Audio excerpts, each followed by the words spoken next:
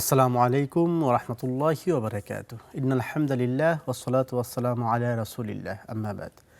সুপ্রিয় দর্শক, কাছে কিংবা দূরে, দেশ কিংবা বিদেশ থেকে এই মুহূর্তে যারা দেখছেন সবাইকে আন্তরিক প্রীতি, শুভেচ্ছা ও ভালোবাসা জানাই আমি আমিন ইকবাল। প্রিয় দর্শক, নেক্সাস টেলিভিশন আয়োজিত প্রাত্যহিক জীবন ঘনিষ্ঠ ইসলামী প্রশ্নোত্তর ও আলোচনা ধর্মী সরাসরি আয়োজন ইসলামী জীবন বিধানের আজকের পর্বে আমরা একটি গুরুত্বপূর্ণ বিষয় নিয়ে কথা বলবার চেষ্টা করব। নির্ধারিত বিষয়ে কথা বলবার জন্য এবং আপনাদের নানা প্রশ্নের উত্তর দেওয়ার জন্য বরাবরের মতোই একজন বিদগ্ধ আলেমে দ্বীন আমাদের মাঝে উপস্থিত রয়েছেন। আজ আমন্ত্রিত অতিথি হিসেবে উপস্থিত হয়েছেন বিশিষ্ট ইসলামী চিন্তাবিদ, গবেষক, আলেম, আপনাদের প্রিয় মুখ, মসজিদুত তাকওয়া সোসাইটি ধানমন্ডির সম্মানিত খতিব, প্রিয় ওস্তাদ মোহতারাম মুফতি সাইফুল ইসলাম। চলুন শুরুতেই আজকের অতিথির সঙ্গে পরিচিত হয়ে নেই। আসসালামু আলাইকুম রহমতুল্লাহি ওয়া বারাকাতুহু। ওয়ালাইকুম আসসালাম ওয়া রাহমাতুল্লাহি ওয়া বারাকাতুহু। ওস্তাদ কেমন আছেন? আলহামদুলিল্লাহ রাব্বিল আলামিন, আল্লাহ তাআলার মেহেরবানিতে ভালো আছি। আপনি কেমন আছেন? আছি আলহামদুলিল্লাহ, আপনার দোয়া এবং সবার শুভকামনায় ভালো আছি। শেখ, আমরা যে বিষয় নিয়ে কথা বলে থাকি নির্দিষ্ট বিষয়ে, আমরা নিশ্চয়ই সেই বিষয়ে আলোচনা শুনব। তার আগে প্রিয় দর্শক, আমরা বলে রাখি আজকে আমরা যে বিষয়টি নিয়ে কথা শুনব এবং আপনাদের নানা প্রশ্ন নিয়ে আলোচনা করব, আজকের নির্দিষ্ট বিষয় হচ্ছে মদিনার পথে মহানবী সাল্লাল্লাহু আলাইহি ওয়াসাল্লাম। আমরা নিশ্চয়ই জানি পবিত্র রবিউল আউয়াল মাস চলছে। এই রবিউল আউয়াল মাস হচ্ছে সিরাতের মাস, মহানবী সাল্লাল্লাহু আলাইহি ওয়াসাল্লামের জীবন সম্পর্কে বেশি বেশি জানা এবং সে অনুযায়ী আমল করবার মাস। আমরা আজ শুনবো হচ্ছে মদিনার পথে মহানবী সাল্লাল্লাহু আলাইহি ওয়াসাল্লাম যখন হিজরত করে যাচ্ছিলেন সেই ঘটনা এবং সেই গল্প এবং সেখান থেকে শিক্ষণীয় বিষয়গুলো নিয়ে আমল করবার চেষ্টা করবেন ইনশাআল্লাহ। প্রিয় দর্শক, আমাদের এই আয়োজনে আপনারাও যুক্ত হতে পারবেন। তার জন্য স্ক্রিনে ভেসে ওঠা নাম্বারে ফোন করে জীবন ঘনিষ্ঠ যে কোনো প্রশ্ন রাখতে পারবেন। আমাদের এই আয়োজনটি নেক্সাস টেলিভিশনের পর্দায় প্রদর্শনের পাশাপাশি আমাদের Facebook page Nexus television Islamic এবং আমাদের ইউটিউব চ্যানেলেও সরাসরি সম্প্রচার করা হচ্ছে। চাইলে সেখানেও লাইক, কমেন্টস কিংবা শেয়ার করে আমাদের সঙ্গে থাকতে পারবেন। তো চলুন দর্শক, দেরি না করে আজকের নির্ধারিত বিষয় আলোচনা শুনতে থাকি। শেখ, যেমনটা বলছিলাম যে রবিউল আউয়াল মাস চলছে। রবিউল আউয়াল আসলেই মহানবী সাল্লাল্লাহু আলাইহি ওয়াসাল্লাম জীবন বা সিরাত নিয়ে আমাদের মধ্যে আলোচনা বেড়ে যায়। আমরা কতটুকু আমল করতে পারি না পারি জানি না, বাকি প্রত্যেকের মধ্যেই আগ্রহ জন্মায় যে নবীজির জীবন সম্পর্কে জানতে। তো আজ আমরা যে বিষয়টি নির্ধারণ করেছি, মহানবী সাল্লাল্লাহু আলাইহি ওয়াসাল্লাম যখন হিজরত করে মদিনার পথে যাচ্ছিলেন সেই ঘটনাটি আমরা শুনতে চাই এবং আলোচনা জানতে চাই। ইন্নাল হামদুলিল্লাহ ওয়াসসালাতু ওয়াসসালামু আলা রাসূলিল্লাহি আম্মা বা'দ। আপনাকে অনেক ধন্যবাদ জানাচ্ছি। অত্যন্ত চমৎকার এবং গুরুত্বপূর্ণ একটি বিষয় আপনি নিয়ে এসেছেন। আপনি একটু আগে বলছিলেন যে রবিউল আউয়াল মাস চলছে, আর এই মাসে আমরা অনেক বেশি সিরাত চর্চা করে থাকি এবং সঙ্গত কারণই, কারণ আমরা জানি এই মাসে রাসূল সাল্লাল্লাহু আলাইহি ওয়াসাল্লাম পৃথিবী থেকে বিদায় নিয়ে চলে গেছেন। যদিও আমরা জানি যে পৃথিবীতে তার আগমনের ব্যাপারটি নিয়ে কোন দিন তিনি আগমন করেছেন সেটা আমরা সবাই জানি, যে সোমবারের কথা তিনি নিজেই ব্যক্ত করেছেন। কিন্তু সেটা কোন বছর, কোন মাস, কত তারিখ, এটা নিয়ে প্রায় 13টা মত আছে বিভিন্ন পৃথিবী বিখ্যাত যারা স্কলার, সিরাতবিদ তাদের। এবং সেখানে কয়েকটা মতের একটা মত, প্রায় 6 বা 7 নম্বর মতটা হচ্ছে যে তিনি রবিউল আউয়াল মাসে পৃথিবীতে জন্মগ্রহণ করেন এবং 12ই রবিউল আউয়াল সোমবার। এটা আমরা বলতে পারি যে 12ই রবিউল আউয়াল তিনি পৃথিবীতে আগমন করেছেন। এটা 13টা মতের একটা মত। কিন্তু সবাই যে মতে একমত পোষণ করেছেন সেটা হলো যে তিনি 12ই রবিউল আউয়াল পৃথিবী ছেড়ে বিদায় নিয়ে চলে গেছেন। আরেকটি গুরুত্বপূর্ণ ব্যাপার হলো যে আমরা অনেকেই হয়তো জানি না যে ইসলামের পুরো বিষয়টার যে মোড়টা ঘুরিয়ে দেয় ইসলামের ইতিহাসের, এবং যেখান থেকে মূলত আমরা দেখি যে রাসূল সাল্লাল্লাহু আলাইহি ওয়াসাল্লামের পুরো জীবন ব্যবস্থার মধ্যে যেটা টার্নিং পয়েন্ট ছিল সেটা ছিল হিজরত। এবং সেই হিজরতের মাসটাও কিন্তু ছিল রবিউল আউয়াল। এটা আমরা অনেকে বলতে পারি না বা আমাদের জানা নেই। তো এটাও আমাদের জানা উচিত যে রাসূল সাল্লাল্লাহু আলাইহি ওয়াসাল্লাম হিজরত করেছেন এবং 12ই রবিউল আউয়াল মদিনা মুনাওয়ারায় তিনি আর কি উপস্থিত হন।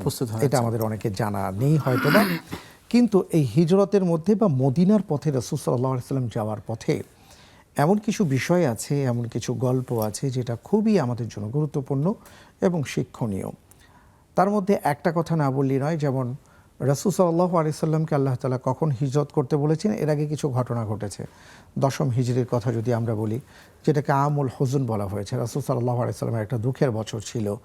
ওনার সবচেয়ে দুজন প্রিয় মানুষকে তিনি হারিয়েছেন, চাচা আবু তালেব এবং তার স্ত্রী প্রিয় সহধর্মিণী খাদিজাতুল কুবরা রাদিয়াল্লাহু তাআলা আনহা, তারা ইন্তেকাল করেন অল্প কয়েকদিনের ব্যবধানে। এবং তিনি তায়েফের ময়দানে গিয়েছিলেন, তায়েফে গিয়েছিলেন, সেখানের অধিবাসীদেরকে তিনি দাওয়াত দিয়ে থাকেন, কিন্তু তারা সেই দাওয়াতকে শুধু প্রত্যাখ্যান করেনি, বরং রাসূল সাল্লাল্লাহু আলাইহি সাল্লামকে অপমান অপদস্থ করার চেষ্টা করেছে এবং আমাদের এই পৃথিবীর শ্রেষ্ঠ মানুষটিকে তারা রক্তাক্ত করেছে। এবং সেখান থেকে ফিরে আসার পরে তার মেরাজের ঘটনাটা ঘটে। এরপরই আল্লাহ সুবহানাহু ওয়া তাআলা তাকে নির্দেশনা দিয়ে থাকেন যে তোমার হিজরতের সময় হয়ে গেছে। হিজরতকালীন সময় অর্থাৎ মদিনার পথে যাওয়ার সময় কিছু গুরুত্বপূর্ণ ব্যাপার ছিল। এর মধ্যে একটা গুরুত্বপূর্ণ বিষয় হলো রাসূল সাল্লাল্লাহু আলাইহি ওয়াসাল্লাম আলী রাদিয়াল্লাহু তাআলা আনহুকে দায়িত্ব দিয়েছিলেন, কারণ আল্লাহর রসুলের কাছে মক্কাবাসীর এবং যারা আল্লাহর রসুলের বিরুদ্ধে ষড়যন্ত্র চক্রান্ত করছে হত্যা করার জন্য, তাদেরই অনেকেরই সম্পদ রাসূল সাল্লাল্লাহু আলাইহি ওয়াসাল্লামের কাছে গচ্ছিত ছিল। আমাদের পৃথিবীর সমাজে আমরা কি করে থাকি যে কারোর সাথে কারো শত্রুতা থাকলে তার সম্পদ কিভাবে গ্রাস করা যায়, নষ্ট করা যায়, জ্বালিয়ে পুড়িয়ে ছারখার করা যায়, ক্রোধ কিভাবে প্রকাশ করা যায়, এটা যত ধরনের উপায় উপকরণ আছে তার সব কিছুই কিন্তু আমরা বহিঃপ্রকাশ ঘটিয়ে থাকি। আল্লাহ রসুল সাল্লাল্লাহু আলাইহি ওয়াসাল্লাম তার কিছুই করলেন না, বরং আমানতের সর্বোচ্চটুকু তিনি দেখিয়েছেন।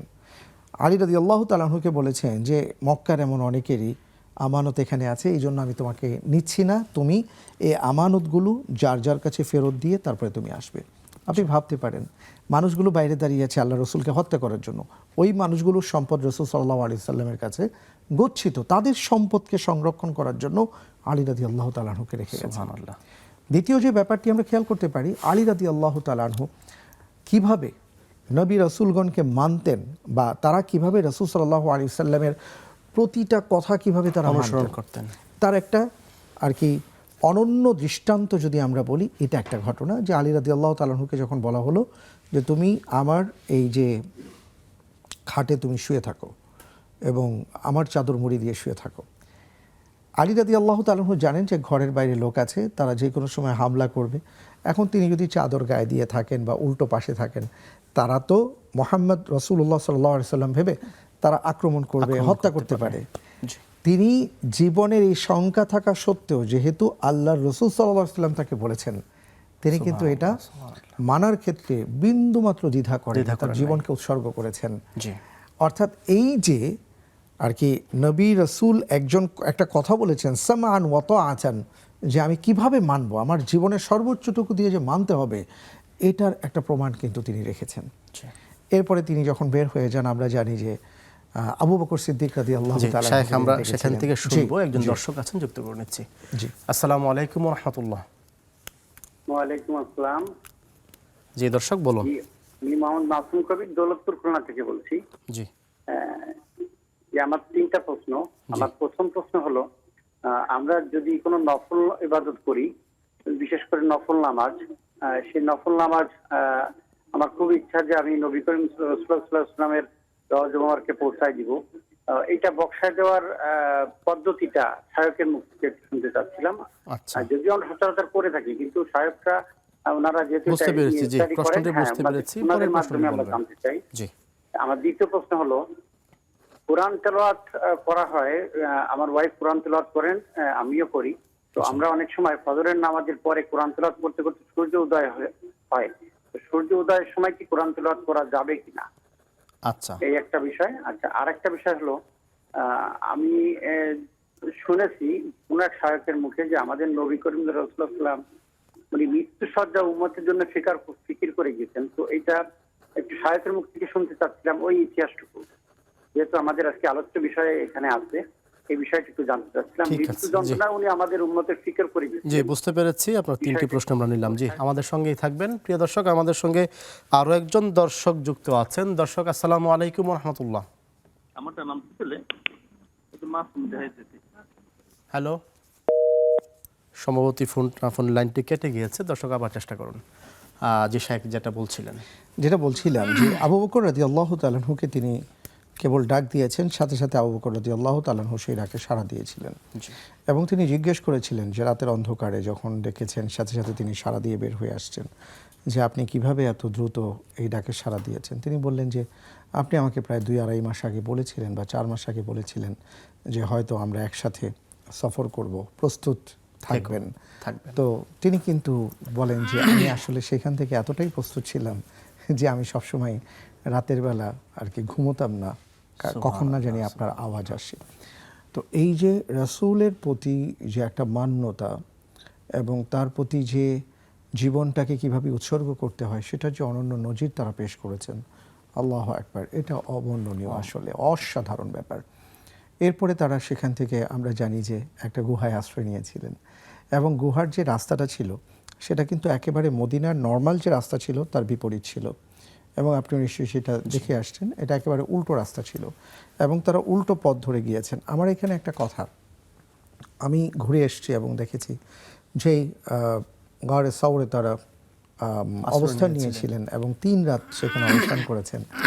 আমি চিন্তা করছিলাম, আমার মাথায় যেটা আসছে যে একজন মানুষ যাকে কেউ কোনোদিন মিথ্যে বলতে শুনিনি, যিনি কারো ক্ষতি করেননি, সমাজের মধ্যে শ্রেষ্ঠ মানুষ, সবাই চিৎকার করে বলতো ওই যে আমাদের আল আমিন আসছে, বিশ্বাসী আসছে, কিন্তু কেন তিনি এতটা কষ্ট করলেন?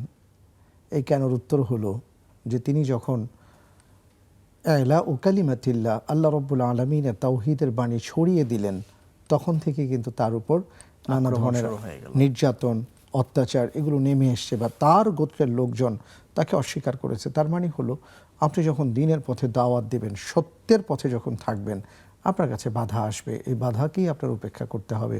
এটাই আমি শিখেছি।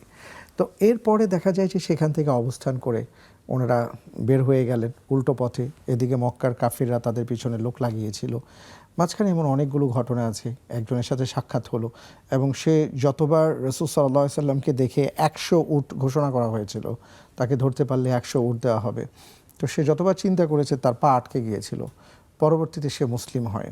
তো তাকে রাসূল সাল্লাল্লাহু আলাইহি সাল্লাম বলেছিলেন যে তোমার জন্য সৌভাগ্য, তুমি যদি মুসলিম হও তাহলে কায়সার বা কিসরার রাজপ্রাসাদের যে সম্রাটের কঙ্কন আছে সেই কঙ্কন তোমার হাতে আসবে। এবং পরবর্তীতে সেটাই দেখা গেছে যে ওমর বিন খাত্তাব রাদিয়াল্লাহু তাআলা আনহু যখন খলিফাতুল মুসলিমিন ছিলেন, রোম সাম্রাজ্যের পতন হওয়ার পরে সেই কঙ্কন আসছিল এবং সেই কঙ্কনটা এই ব্যক্তিকেই ওমর বিন খাত্তাব রাদিয়াল্লাহু তাআলা আনহু দিয়েছিলেন। জি। শাইখ, আমাদের সঙ্গে আরেকজন দর্শক আছে। জি, আসসালামু আলাইকুম ওয়া রাহমাতুল্লাহ। সালাম ও রহমতুল্লাহ। হুজুর, আমি সুনামগঞ্জ ধরমপাশা থেকে ইনুস বলছিলাম। জি, হুজুর, আমার 3টা দোয়ার কথা বলছি, এই দোয়াগুলির আমল করার পদ্ধতি এবং এই ফজিলত সম্বন্ধে বলবেন। 1 নাম্বার হইল রাজিতু আল্লাহুম্মা আজিরনি মিনার নার, আল্লাহুম্মা আজিরনি মিনার নার। 2 নম্বর হইল রাজিতুল বিল্লাহি রাব্বান ওয়া বিল ইসলামি দীনা ওয়া বি মুহাম্মাদিন নাবিয়্যা ওয়া রাসূলুল্লাহ। 3 নম্বর হইল লা ইলাহা ইল্লাল্লাহু ওয়াহদাহু লা শারিকা লাহু লাহুল মুলকু ওয়া লাহুল হামদু ওয়া হুয়া আলা কুল্লি শাইইন কাদির। ওই 3টা ফজিলত এবং আমল করার পদ্ধতি হুজুর। ঠিক আছে, আমাদের সঙ্গেই থাকবেন। আর কোনো প্রশ্ন আছে? প্রিয় দর্শক, আমরা দেখছিলাম নেক্সাস টেলিভিশন আয়োজিত ইসলামী জীবন বিধান। আর সময় হচ্ছে ছোট্ট একটি বিরতিতে যাওয়ার, একটু পরে ফিরছি, আমাদের সঙ্গেই থাকুন।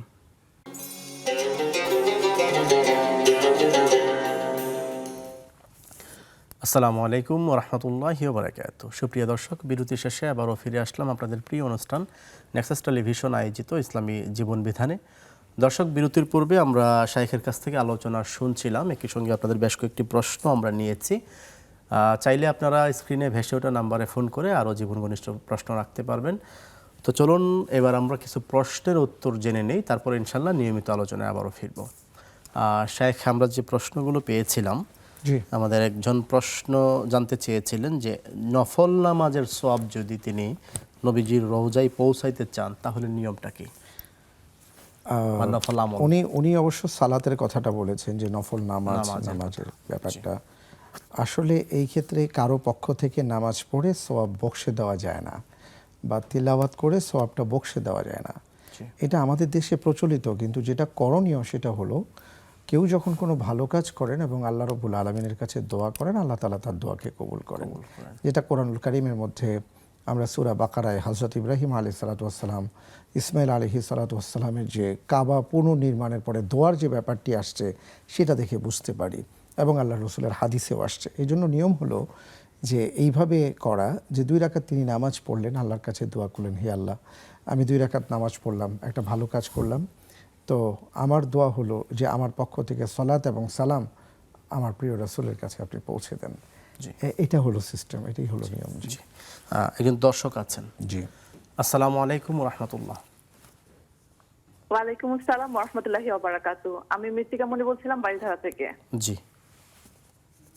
শাইখ, আমার খুবই শ্রদ্ধার এবং পছন্দের শাইখের কাছে আমাকে একটাই কোয়েশ্চেন, সেটা হচ্ছে আমাদের ফ্যামিলিতে আল্লাহ তাআলা চাইলে এই মাসেই, এই রবিউল আউয়াল মাসে একজন বেবির আগমন ঘটতে যাচ্ছে। আচ্ছা, তো সেই বেবির নাম কি রবিউল আউয়াল রাখা যাবে? এই নাম রাখা কি ঠিক হবে? আচ্ছা, ঠিক আছে, আমাদের সঙ্গেই থাকুন। জি শেখ, আমরা আরও যে প্রশ্ন ছিল আমাদের হাতে, একজন জানতে চেয়েছেন যে ফজরের পর সূর্যোদয়ের সময় কোরআন তেলাওয়াত করা যাবে কিনা। জি, এই সময় আপনি চাইলে অবশ্যই তিলাওয়াত করতে পারবেন। এই সময় নামাজ পড়া নিষেধ, কিন্তু তিলাওয়াত করা নিষিদ্ধ নয়। জি, তিনি আরও জানতে চেয়েছিলেন যে নবীজি তার মৃত্যুর সময় উম্মতের ফিকির করেছেন, চিন্তা করেছেন, এই বিষয়ে তিনি একটু জানতে চেয়েছেন। জি, অনেক ধন্যবাদ। উনি সঠিক কথাই বলেছেন। রাসূল সাল্লাল্লাহু আলাইহি ওয়াসাল্লামের একেবারে ইন্তেকালের সময় যখন তিনি পৃথিবী থেকে বিদায় নিয়ে চলে যাচ্ছেন, ওই মুহূর্তে রাসূল সাল্লাল্লাহু আলাইহি ওয়াসাল্লামের কয়েকটি কথা ছিল। এর মধ্যে একটা ছিল আল্লাহুম্মা গফির লি উম্মতি, যে হে আল্লাহ আপনি আমার উম্মতকে ক্ষমা করে দিন। ওয়া মা মালাকাত আইমানুকুম, এবং তোমরা তোমাদের অধীনস্থ যারা আছে তাদের প্রতি সদ্ব্যবহার করো। আরেকটা কথা বলেছেন আসসালাহ আসসালাহ, তোমরা নামাজকে কখনো ছেড়ে দিও না। তা আপনি যদি খেয়াল করেন তাহলে দেখবেন যে 3টি কথা যা আমি বললাম, 3টি কথার সাথেই উম্মতের সম্পর্ক আছে। আমরা দেখি যে একজন মানুষের একেবারে ক্রান্তি লগ্নে যখন সবচেয়ে বড় কঠিন সময় আসে, মৃত্যুর সাকারাত শুরু হয়, ওই মানুষটি তার আপন জিনিস তালাশ করেন, আপন জনকে তালাশ করেন, এমন কোনো খাদ্য পানীয় তালাশ করেন সেটা তার দরকার, এবং ওই মুহূর্তে তার ওটাই মনে হয়, কারণ ওটাকে তিনি সবচেয়ে আপন মনে করেন। রাসূল সাল্লাল্লাহু আলাইহি ওয়াসাল্লামের ক্ষেত্রে তিনি ফাতিমাকে তালাশ করেননি, তিনি হাসান হোসেনকে তালাশ করেননি, তিনি তার কোনো স্ত্রীকে তালাশ করেননি, তিনি উম্মতের কথা বলেছেন, উম্মতের কথা চিন্তা করেছেন। তো এটাই আমরা পাই যে তিনি উম্মতের প্রতি কতটা দরদি ছিলেন। সুবহানাল্লাহ। জি, শুকরিয়া। একজন দর্শক আছেন। জি, আসসালামু আলাইকুম ওয়া রাহমাতুল্লাহ। দর্শক শুনতে পাচ্ছেন? হ্যাঁ বলেন। আসসালামু আলাইকুম। ওয়ালাইকুম আসসালাম, কেমন আছেন? আলহামদুলিল্লাহ ভালো আছি। জি, আপনার প্রশ্নটি করবেন। আমি একটা প্রশ্ন করেছিলাম যে আমার স্বামী নাই, কিন্তু আমার একটা দোকান ছিল, আমি বিক্রি করেছি 20 লাখ টাকায়। আচ্ছা, সেই আরেকজন আমার থেকে পাবি 40 লাখ টাকা, আচ্ছা, কিন্তু আমার তো এই 20 লাখের কোনো ব্যবস্থা নাই, কেউ দেবে কি না সেটা কেউই নাই আমার। আচ্ছা। তো এখন আমি যদি কোনো ব্যাংকে রাখি, ইসলামী ব্যাংকে রাখি, কি যে কোনো ব্যাংকে যদি রাখা যায় কি গুনাহ হবে? আচ্ছা, ব্যাংকে রাখবেন কি নিয়তে, মানে কিসের জন্য রাখবেন, এমনিতেই নাকি কোনো? ব্যাংকে ওই যে বলে না এফডিআর করে রাখে, কি ফিক্সড করে রাখে। আচ্ছা, আমি যদি ইসলামী ব্যাংকে রাখি তাহলে কি আমার গুনাহ হবে? বুঝতে পেরেছি। জি, আমাদের সঙ্গেই থাকুন, আলোচনা করবো ইনশাল্লাহ। শেখ, যে প্রশ্নগুলি ছিল এর মধ্যে একজন জানতে চেয়েছিলেন যে 3টি দোয়ার কথা তিনি বলেছিলেন, আল্লাহুম্মা আজিরনি মিনান নার, রাজিতু বিল্লাহি রাব্বা ওয়া দিন, এটা, এবং আরেকটি দোয়া আপনার মনে আছে নিশ্চয়ই। এই 3টি দোয়ার পাঠ পদ্ধতি এবং ফজিলত সম্পর্কে জানতে চেয়েছিলেন। প্রত্যেকটা দোয়াই অত্যন্ত চমৎকার দোয়া, রাসূল সাল্লাল্লাহু আলাইহি সাল্লামের শেখানো দোয়া, এবং এই দোয়াগুলো আমরা করব। এতে করে যেটা হবে, আল্লাহ রাসূল সাল্লাল্লাহু আলাইহি সাল্লাম সকাল সন্ধ্যায় এই দোয়াগুলো পাঠ করতেন, এবং এই দোয়াগুলো পাঠ করলে প্রথমত সকাল এবং সন্ধ্যার হক আদায় করবে, বিভিন্ন বর্ণনা আসছে। এবং আরেকটা হলো রাসূল সাল্লাল্লাহু আলাইহি সাল্লাম বলেছেন যে তোমরা প্রতিদিন আল্লাহর কাছে জান্নাত কামনা করো, জাহান্নাম থেকে মুক্তি চাও। এই কথাগুলো এখানে আছে। এবং সেই সাথে আল্লাহ সুবহানাহু ওয়া তাআলার সবচেয়ে প্রিয় কালাম, কেউ কেউ লা ইলাহা ইল্লাল্লাহু ওয়াহদাহু লা শারীকা লাহু লাহুল মুলকু ওয়া লাহুল হামদু ওয়া হুয়া আলা কুল্লি শাইইন কাদির, এটাকে আল ইসমুল আযম বলেছেন। তো সবচেয়ে বড় কথা হলো এটা একটু তাসবিহাত। তো এটা আমরা পাঠ করব, এবং এতে অনেক অনেক অনেক অনেক ফজিলত রয়েছে। জি, জি। হ্যাঁ, এক বোন জানতে চেয়েছেন হয়তো কিছুদিনের মধ্যেই তার একটা বেবি হবে তাদের ফ্যামিলিতে। জি, তো এই সন্তানের নাম কি রবিউল আউয়াল রাখা যাবে কিনা? অনেক ধন্যবাদ। আলহামদুলিল্লাহ, আমরা দোয়া করি যে যে বেবি হবে ওনার কথা শুনে যেটা বুঝতে পারলাম যে হয়তো ছেলে হবে, জি, এবং সেই ক্ষেত্রে ওনারা রবিউল আউয়াল রাখবেন কিনা। রবি মানে হলো বসন্ত, আল আউয়াল মানে প্রথম বসন্ত। তো সেই সন্তান যদি প্রথম সন্তান হয়ে থাকে তাদের ফ্যামিলিতে বা সেই পরিবারে, তাহলে রাখতে পারেন, সমস্যা নেই। তবে সবচেয়ে ভালো হলো যে রাসূল সাল্লাল্লাহু আলাইহি ওয়াসাল্লাম বলেছেন ভালো মানুষের নামে নামকরণ করা। আব্দুল্লাহ, আব্দুর রহমান আল্লাহ তাআলার কাছে সবচেয়ে প্রিয় নাম। এই নাম যদি রাখা হয়, বা মোহাম্মদ তিনি রাখতে পারেন, এইভাবে নামগুলো রাখলে সবচেয়ে ভালো। জি, জি। একজন জানতে চেয়েছেন তার একটি দোকান ছিল, 20 লাখ টাকায় সে দোকানটি বিক্রি করেছেন। জি। তার স্বামী নেই, কিন্তু তিনি ঋণী আছেন 40 লক্ষ টাকার। এই টাকাটা আসার কোনো পদ্ধতি নেই বা অপশন তার কাছে নেই, এই যে বাকি 20 লাখ টাকা। এখন এই 20 লাখ টাকা তিনি ব্যাংকে রাখতে পারবেন কিনা, কোনো গুনাহ হবে কিনা রাখলে? ওনার মূল বিষয়টা হলো যে ওনার আছে 20 লাখ, উনি ঋণ আছেন 40 লক্ষ বা 24 লক্ষ, সামহাও কিছু একটা আমরা শুনেছি। আল্লাহ তাআলা ওনাকে ঋণ পরিশোধ করার ব্যবস্থা করে দেন, আমিন। আর তৃতীয় যে ব্যাপারটি, যে কোনো ইসলামী ব্যাংকিং যারা করেন এই জাতীয় ব্যাংকে উনি এই টাকাটা রেখে এখান থেকে যে মুনাফাটা আসবে সেটা উনি গ্রহণ করতে পারবেন কিনা। উনি যদি 20 লক্ষ টাকা কোনো ইসলামী ব্যাংকিং যারা করেন সেখানে যদি টাকাটা রাখেন, তাহলে কয়েকভাবে এই টাকাটা আসে। যেমন মুদারাবার ভিত্তিতে আসে, মোরাবাহার ভিত্তিতে আসে। তো উনি যদি রাখেন কোন ভিত্তিতে তারা লভ্যাংশটা দেবেন এটা তারা বলে দিবেন, এবং এটা তার জন্য জায়েজ হবে, সমস্যা হবে না। কিন্তু যদি কোনো কনভেনশনাল ব্যাংকে দেওয়া হয়, তাহলে ওই সুদ বা ইন্টারেস্টের হিসাব করে ওনাকে দেওয়া হবে, ওটা ওনার জন্য হালাল হবে না। হালাল হবে না। জি। শাইখ, একজন দর্শক আছেন। জি, আসসালামু আলাইকুম ওয়া রাহমাতুল্লাহ। ওয়ালাইকুম আসসালাম ওয়া রাহমাতুল্লাহি ওয়া বারাকাতুহু। সম্মানিত শাইখের কাছে আমার দুটো কোয়েশ্চেন আছে। জি, যে আমার ফার্স্ট কোয়েশ্চেন হচ্ছে যে এখান থেকে বলা হয়েছে যে মানে ফরজ নামাজের সিজদায় মানে দোয়া করা যাবে না, আরবি ভাষা ছাড়া মাতৃভাষায় দোয়া করা যাবে না, এবং অন্যান্য নফল এবং সুন্নাহ নামাজে দোয়া করা যাবে। তা এখন আমার প্রশ্ন হচ্ছে যে ফরজ নামাজে সালাম ফেরানোর আগে যদি মাতৃভাষায় দোয়া করা যায় তাহলে কি দোয়া কবুল হবে? আমি কি করতে পারবো সালাম ফেরানোর আগে, ফরজ নামাজে সালাম বুঝতে ফেরানোর পেরেছি। আগে? বুঝতে আর পেরেছি। আমার সেকেন্ড কোশ্চেন যে মেয়েদের জন্য হাতের তালুতে মেহেদি পরা কতটুকু জায়েজ আছে? যেহেতু উপরে হাতের পাতায় মেহেদি পড়লে লোকের চোখে পড়ে, তো হাতের তালুতে মেহেদি পরা যাবে কিনা স্যার প্লিজ ঠিক আছে। বলবেন। জি, আমাদের সঙ্গেই থাকবেন। প্রিয় দর্শক, আমরা দেখছিলাম ইসলামী নেক্সাস টেলিভিশন আয়োজিত ইসলামী জীবন বিধান। আমাদের সময় হয়েছে আরও একটি বিরতিতে যাওয়ার। আমাদের সঙ্গেই থাকুন, ফিরছি একটু পরেই।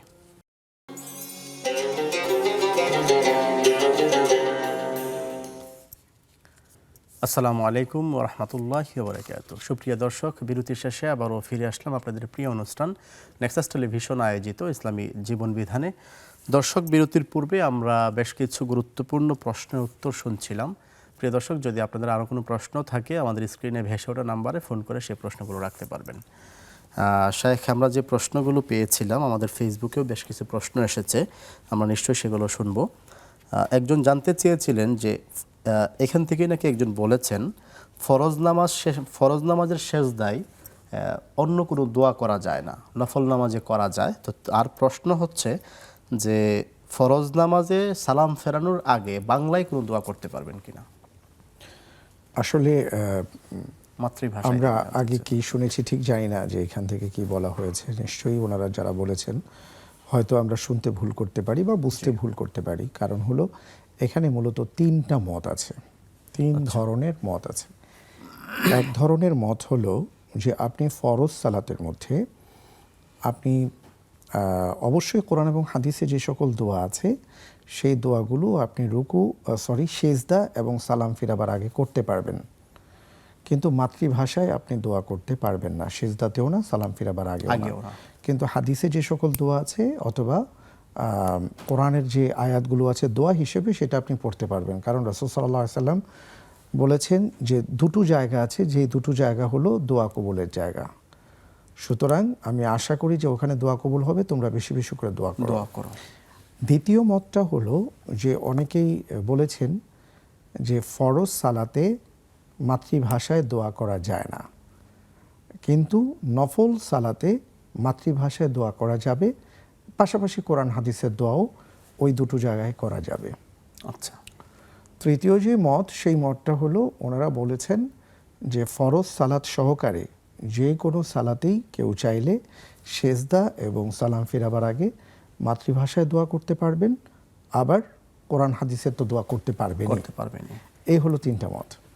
তবে আমার কাছে, আমি যেটা আর কি মোটামুটি পড়ে আমার কাছে যেটা মনে হয়েছে আর কি সমন্বয়ের কথা বলবো, সেটা হলো যে ফরজ সালাতে আমরা কোরআন এবং হাদিসের দোয়াগুলো পাঠ করি, কিন্তু নফল সালাতে আমরা মাতৃভাষায় দোয়া করতে পারবো ইনশাল্লাহ, কিন্তু ফরজ সালাতে মাতৃভাষায় দোয়াটা না করাটাই আমাদের জন্য, এটা সতর্কতার জন্য ভালো। জি। শাইখ, আরেকটি প্রশ্ন ছিল যে মেহেদি মেয়েরা হাতের তালুতে পড়তে পারবে কিনা? রাসূল সাল্লাল্লাহু আলাইহি সাল্লামের একটা হাদিস থেকে পাওয়া যায়, যেমন তিনি বলেছেন আল-লাউনু লিন-নিসা ওয়ার-রিহু লির-রিজাল, রং হচ্ছে নারীদের জন্য আর ঘ্রাণ হচ্ছে পুরুষের জন্য।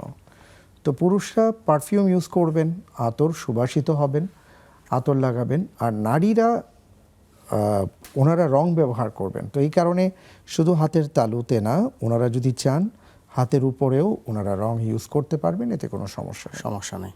জি জি শাইখ, আমরা ফেসবুক থেকে কয়েকজনের প্রশ্ন একটু নিয়ে নেই।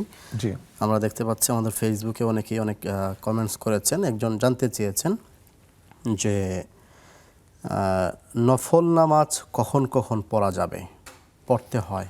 জি, অনেক ধন্যবাদ। নফল সালাত আমরা একেবারে হারাম সময়টা ছাড়া যে কোনো সময় আমরা পড়তে পারি।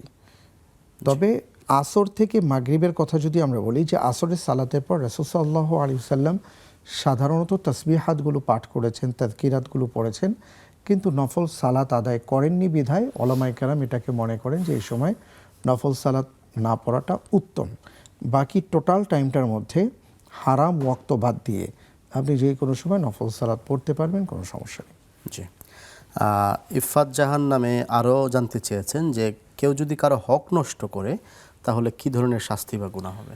কেউ যদি কারো হক নষ্ট করেন, তার জন্য সবচাইতে ভয়াবহ বড় যে শাস্তিটা, একটা হলো আল্লাহ সুবহানাহু ওয়া তাআলা রাসূল সাল্লাল্লাহু আলাইহি ওয়াসাল্লামকে বলেছেন যে আপনি পৃথিবীতে থাকুন অথবা আপনি থাকবেন না, এর মধ্যে আমি তাদেরকে অবশ্যই শাস্তি প্রয়োগ করব।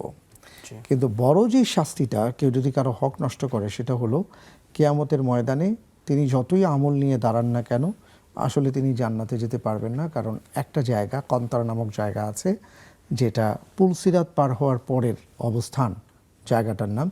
ওই এলাকাতে আসার পরে ওখান থেকে জান্নাত দেখা যায়। ওই এলাকাতে আসার পরে তিনি যাদের হক নষ্ট করেছেন, তারা আল্লাহ রাব্বুল আলামিনের কাছে তার ব্যাপারে নালিশ জানাবেন, ওই জায়গায় তাকে আটক করবেন, এবং এই নালিশ জানাবার ফলে আল্লাহ সুবহানাহু ওয়া তাআলার পক্ষ থেকে আদেশ আসবে যে এই ব্যক্তির যত সওয়াব আছে, যাদের হক নষ্ট করা হয়েছে তাকে দিয়ে দাও, আর যদি সেটা না থাকে তাহলে তাদের গুনাহ তুমি বোঝা হিসেবে বহন করো। তো যাদের হক নষ্ট করা হয়েছে তারা অনেক ধরনের বেনিফিটেড হবেন এবং এটা নিয়ে তারা জান্নাতে যাবেন। আর যে হক নষ্ট করেছে, যত আমল করুক না কেন, সে তার সব কিছু দিয়ে দেউলিয়া হয়ে জাহান্নামে চলে যাবে। জি শাইখ, একজন দর্শক আছেন। জি, আসসালামু আলাইকুম ওয়া রাহমাতুল্লাহ। ওয়া আলাইকুম আসসালাম ওয়া রাহমাতুল্লাহ। আমি দিনাজপুর সদর থেকে বলছি হুজুর। জি, আমার দুইটি প্রশ্ন। প্রথম প্রশ্ন হলো যে পাক মাটি সাল্লাল্লাহ লা ইলাহা ইল্লাল্লাহ, এইটা নাকি আমল করলে মানে মারা গেলে মাটি কবরে চাপ দিবে না, এটা কতটুকু সত্য? পাক মাটি সাল্লাল্লাহ নাকি? হ্যাঁ, পাক মাটি সাল্লাল্লাহ লা ইলাহা ইল্লাল্লাহ। আচ্ছা। আর তিনটি প্রশ্ন, খায়রুল খলাকে আব্দুল বাশারে সাফিউল হাসরে, তারপর ইয়া বালি ইয়া মুসা মুসনিকাতি আল্লাহুম্মা হাসিবা হিসাবান ইয়াসিরা, এই তিনটি দোয়া পড়লে তার ফজিলত কি? আচ্ছা। আরেকটি প্রশ্ন হুজুর, আমি মাগরিবের নামাজের পর যে দোয়াগুলো পড়ি, সেগুলা আমি আসরের নামাজের পর পড়ি, সেগুলা কি আমার হবে? মানে 10 বার দুরূদ শরীফ, 10 বার চতুর্থ কলমা, মানে আরো বিভিন্ন যেগুলা দোয়া আছে। ঠিক আছে, আমাদের সঙ্গেই থাকুন। শাইখ, আমরা ওনার প্রশ্ন উত্তর দিয়ে সামনের আলোচনায় যাই। তিনি জানতে চেয়েছেন পাক মাটি সাল্লাল্লাহ লা ইলাহা ইল্লাল্লাহ, জি, এটা পড়লে আসলে আমরা ছোটবেলায় এমন অনেক ধরনের কথা শুনতাম বা অনেক ধরনের জিকির বা অনেক শব্দ শুনতাম যেগুলো আসলে শুনলে কখনো কখনো আমাদের গা ছমছম করতো, অনেক সময় ভয় লাগতো, আবার অনেক সময় আমরা এখান থেকে আনন্দ পেতাম এবং এটাকেই আমরা অনেক সময় শরিয়া মনে করতাম। তো তিনি যেই কথাটা বলেছেন এই কথাটা আসলে আমাদের গ্রামেগঞ্জে খুব পরিচিত বা প্রচলিত কিছু শব্দ বা কথা, কিন্তু এইটার আসলে কোনো ভিত্তি নেই। কারণ এখানে আপনি খেয়াল করেছেন এখানে বাংলা আছে, এখানে উর্দু আছে, এখানে আরবির মিশেল আছে, মিলেমিশে সব একাকার। পাক হলো ফার্সি এবং উর্দু শব্দ, মাটি হলো বাংলা শব্দ, সাল্লাল্লাহ আরবি শব্দ। তো সবের মিশেল বানিয়ে একটা আর কি এখানে একটা পংক্তির মতন বানানো হয়েছে। আসলে এগুলোর কোনো ভিত্তি নাই। আল্লাহ রাব্বুল আলামিন যে মানুষটির কবরে যাবেন তাকে সওয়াল জবাব করবেন। মাটির যে চাপা এটা হলো যার গুনাহ থাকবে তাকে মাটি চাপা দিবে বা এটা শাস্তি আছে। আর তিনি যদি গুনাহগার না হন আল্লাহ তাআলা চাইলে তাকে ক্ষমা করে দেবেন। জি। শাইখ একজন দর্শক আছেন। আসসালামু আলাইকুম ওয়া রাহমাতুল্লাহ। ওয়ালাইকুম সালাম ওয়া রাহমাতুল্লাহ। জি দর্শক আমি বলুন। হুজুরের কাছে আমার একটা প্রশ্ন, তো হুজুরকে বলবেন ভালো করে একটু শুনতে, আমার একটু সমাধান দিতেই হবে। জি বলুন। আমার কাছে আমার এক আত্মীয় আমার একটা সমস্যা দেখে উনি আমাকে 10,000 টাকা দিছিল। আচ্ছা। বলছিল যে এখন নিতে চাই না, তো বলছে এখন না পরে দিও। কিন্তু আমার যখন টাকা হাতে হয় না হইতে সে মারা গেছে। মারা যাওয়ার পরে মারা গেছে মানে অসুস্থ ছিল, তখন আমি তখন আমি 10,000 টাকা নিয়ে দিছিলাম। বলা যাবে না মানে ওনার ছেলে মেয়েদের কাছে বলা যাবে না যে উনি আমাকে টাকা দিছিল, আবার আমার কাছে উনি টাকা পাবে। ওনার ছেলে মেয়েরাও অনেক বড় লোক, উনি অনেক টাকা পয়সা রেখে গেছে। তো আমি অসুস্থ দেখে 10,000 টাকা দিয়ে বলছিলাম যে আমি দেখতে আসছি তো কিছু নিয়ে আসি না, আমি এদের কিছু কিনে দিও, কিনে খাওয়াইও। একটু সংক্ষেপে বলবেন। জি। হ্যাঁ, কিন্তু ওরা টাকাটা তখন নিছিল, নিয়ে উনি যখন মারা গেছে, মারা যাওয়ার পরে আবার আমার টাকাটা আমাকে ফেরত দিছে। বলে যে আমাদের টাকা ব্যাংকে ছিল, আমরা টাকা উঠাইছি, আমাদের তো কোনো সমস্যা নাই, আপনার টাকাটা আপনি নিয়ে নেন। এখন ওদের কাছে বলতে পারবো না যে আমাকে উনি টাকা দিছিল, আমি সেই টাকা দিছি। সেটা বললে ওরা নানান রকম কথা বলবে, কিন্তু ওরা অনেক বড় লোক, ওনাদের টাকা পয়সা আছে।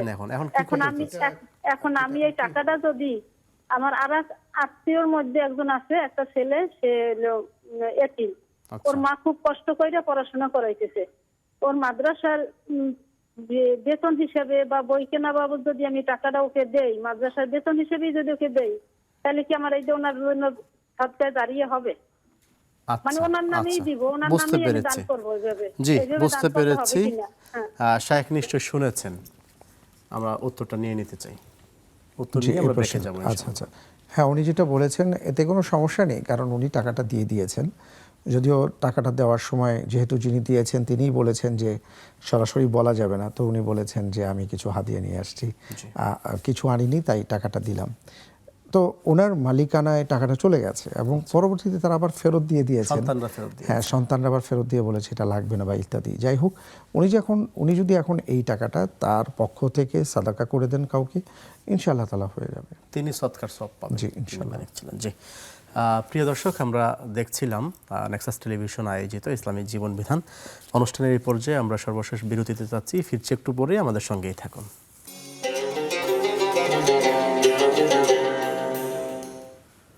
আসসালামু আলাইকুম ওয়া রাহমাতুল্লাহি ওয়া বারাকাতুহু। সুপ্রিয় দর্শক, বিরতি শেষে আবারও ফিরে আসলাম আপনাদের প্রিয় অনুষ্ঠান নেক্সাস টেলিভিশন আয়োজিত ইসলামী জীবন বিধানে। দর্শক, বিরতির পূর্বে আমরা আলোচনা শুনছিলাম আপনাদের বেশ কয়েকটি প্রশ্নের উত্তর সংক্রান্ত। প্রিয় দর্শক, আমরা ফেসবুকে অনেকগুলো প্রশ্ন পাচ্ছি, আমরা শাইখের কাছ থেকে সেই উত্তরগুলো শুনতে চাই। একই সঙ্গে আপনাদের ফোন কলের প্রশ্নের উত্তর আমরা নিয়ে থাকবো ইনশাআল্লাহ। শাইখ, আমরা ফেসবুকে যে প্রশ্নগুলো পাচ্ছি বেশ চমৎকার এবং সুন্দর কয়েকটি প্রশ্ন এসেছে। একজন জানতে চেয়েছেন যে হুজুর, আমার আগামী শুক্রবার বিয়ে, আমার জন্য দোয়া করবেন। বিয়ের দিন স্বামী ঘরে আসলে অথবা বাসর ঘরে প্রথম দিন স্ত্রীর কি দায়িত্ব আছে? অনেক ধন্যবাদ। আমরা প্রথমেই আপনার জন্য দোয়া করছি, বারাকাল্লাহু লাকুমা ওয়া বারাকা আলাইকুমা ওয়া জামা বাইনাকুমা বিল খাইর। আল্লাহ তাআলা আপনাদেরকে পরিপূর্ণ কল্যাণ দিয়ে ধন্য করুন, আমিন। আমিন। আর যেটা করণীয় সেটা হলো অবশ্যই তাকে সালাম দেবেন এবং কুশল বিনিময় করবেন। আমার এই ক্ষেত্রে একটা চমৎকার ঘটনার কথা মনে পড়ছে, যেটা আবু দারদা এবং উম্মে দারদা রাদিয়াল্লাহু আনহুমার যে ঘটনাটা, যে আবু দারদা রাদিয়াল্লাহু তাআলা আনহুকে জিজ্ঞেস করা হয়েছিল, উনি একবার প্রসঙ্গত বলছিলেন যে আল্লাহ তাআলা আমাকে জান্নাত দিলে আমি উম্মে দারদার কথা বলবো যে আল্লাহ যেন আমাকে জান্নাতে তাকে স্ত্রী হিসেবে দেন। তো সবাই জিজ্ঞেস করেছিলেন যে কেন এই কথাটা বললেন, তো তিনি বললেন যে এর কারণ হলো বাসর রাতে উম্মে দারদা আমাকে কিছু কথা বলেছেন, সেই কথাগুলো খুব গুরুত্বপূর্ণ, এই জন্য বোনের উদ্দেশ্যে এবং সবার উদ্দেশ্যে বলছি। তার স্ত্রী তাকে বলেছিলেন যে আজকে থেকে আপনি আমার স্বামী এবং আমি আপনার স্ত্রী হলাম, তা আমাদের আসুন আমরা কয়েকটা বিষয়ে একমত পোষণ করি। একটা হলো আমরা আমাদের সংসারটাকে ইসলামী অনুশাসনে পরিচালনা করব। আপনি যা পছন্দ করেন আমি তা পছন্দ করব, আপনি যা অপছন্দ করেন আমি তা অপছন্দ করব। আপনি যদি রেগে যান আমি আপনার রাগ থামাবার চেষ্টা করব, রাগ বাড়াবো না। আবার আমি যদি রেগে যাই আপনি আমার রাগ বাড়াবেন না, রাগ থামাবার চেষ্টা করবেন। এবং ঠিক তদ্রূপ আমার ভুল হলে আপনি শুধরে দেবেন, আপনার ভুল হলে আমি শুধরে দেব। তো এই জাতীয় কথাগুলো তারা বলেছিলেন। তো আবু দারদা রাদিয়াল্লাহু তাআলা আনহু তিনি বলেন যে পুরো সাংসারিক জীবনটা আমরা এইভাবেই চালিয়েছি, যে কারণে আমাদের পুরো সংসারটা ছিল জান্নাতের একটা বাগানের মতো। তো আমি আমার বোনকে বলবো এবং আমাদের প্রত্যেক পরিবারের উদ্দেশ্যে বলতে চাই যে আমরা যদি আমাদের পরিবারটাকে ইসলামী অনুশাসনে গড়ে তুলতে পারি এবং পাশাপাশি যদি আমরা এই ব্যাপারগুলো মেনটেন করতে পারি, তাহলে কিন্তু আমাদের সংসারে সুখ শান্তি চলে আসে। আমরা কিন্তু খুব ছোটোখাটো বিষয় নিয়ে আমাদের সংসারের মধ্যে হাহাকার আগুন লেগে যায়।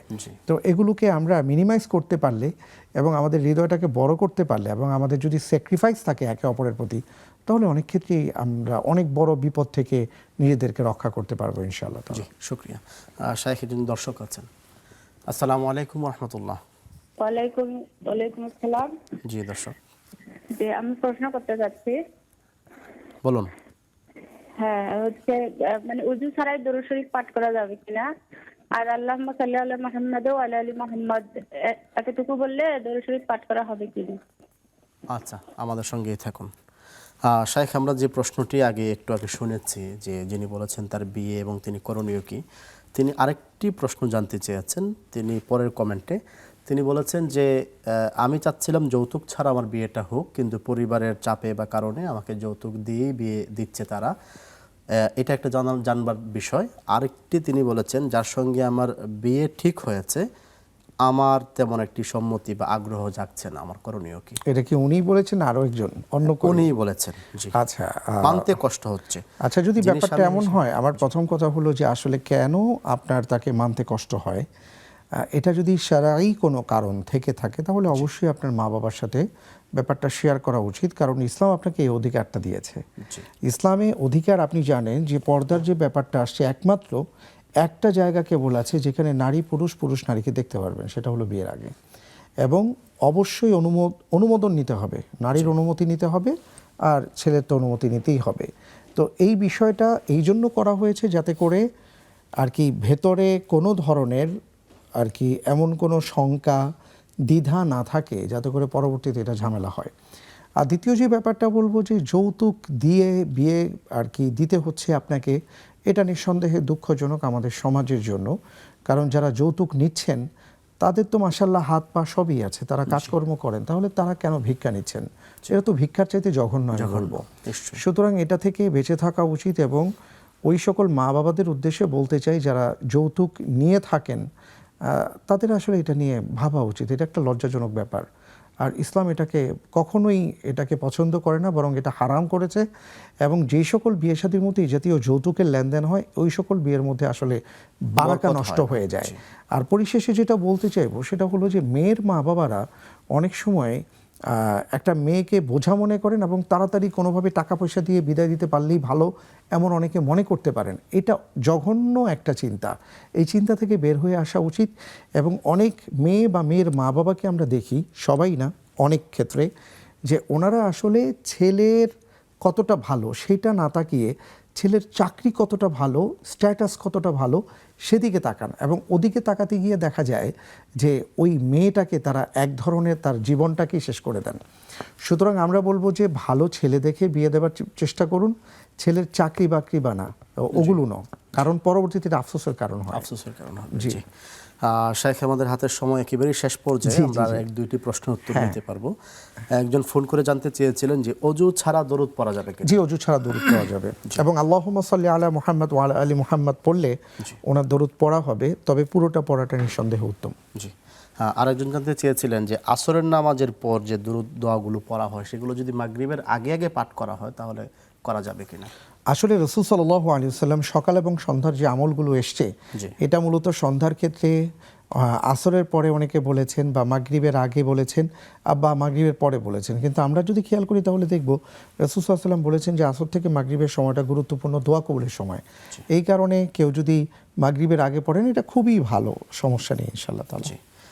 শাইখ, অনেকগুলো প্রশ্ন জমা আছে কিন্তু সময় সংক্ষেপে নিতে পারছি না। আমরা শেষ 1 মিনিটে মদিনার পথে মহানবী সাল্লাল্লাহু আলাইহি ওয়াসাল্লাম শুনতে চাই। যদি 1 মিনিটে বলি, সেটা হলো যে রাসূল সাল্লাল্লাহু আলাইহি ওয়াসাল্লামের এই মদিনা যাবার পথে যে ঘটনাগুলো ঘটেছিল তার মধ্যে আমরা কয়েকটা বিষয়ে আলোচনা করেছি। আরেকটা ব্যাপার হলো আবু বকর সিদ্দিক রাদিয়াল্লাহু তাআলা আনহু এবং রাসূল সাল্লাল্লাহু আলাইহি ওয়াসাল্লাম যখন গুহায় ছিলেন এবং সেই মুহূর্তে কাফেররা দেখে ফেলবে অবস্থা, তিনি ভয় পেয়ে গিয়েছিলেন। রাসূল সাল্লাল্লাহু আলাইহি ওয়াসাল্লাম বলেছেন, লা তাহজান ইন্নাল্লাহা মা'ানা, ভয় পেও না, আল্লাহ তাআলা আমাদের সাথে আছেন। এই কথাটা আমাদের মনে রাখা উচিত প্রত্যেক মুসলমানের। আমরা যেন কোথাও কখনো ভয় না পাই, কখনো চিন্তা না করি, কারণ কেউ না থাকুক একজন আছেন, তিনি হলেন আল্লাহ সুবহানাহু ওয়া তাআলা। নিঃসন্দেহে। জি শাইখ, আরেকটি অংশ জেনে শেষ করতে চাই। নবীজি যখন মদিনায় পৌঁছলেন তখন ইসলামের জয় জয়কার শুরু হয়েছে কিনা তখন থেকেই?